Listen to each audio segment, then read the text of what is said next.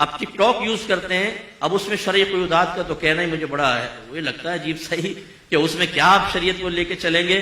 ٹک talker اگر بن گئے آپ یا آپ ٹک ٹاک پر جاتے ہیں تو بس پھر تو 1.5 گھنٹہ 2 گھنٹہ سسٹرز کی زیارت کرتے رہیں گے آپ، جو اپنی حرکتیں الٹی سیدھی حرکتوں سے آپ کو کریں گے، یا پرینک دیکھتے رہیں گے آپ.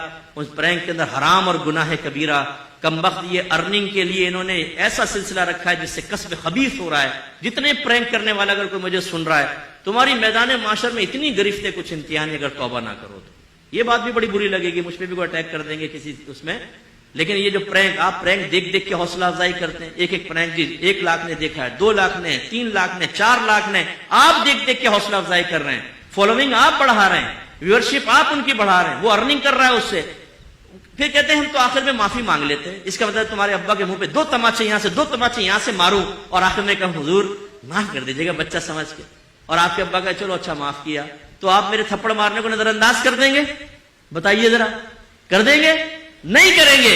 یہ کیسا آپ نے پرینک بنایا کہ کسی کو بھی آپ ذلیل کر دیں، اس کو ڈسہارٹ کریں، لڑکیوں کو چھیڑیں، اور اس کے بعد ہی میں تو خالی ویڈیو بنا رہا تھا، ایک چھوٹا سا جوک تھا، چھوٹا سا مذاق تھا.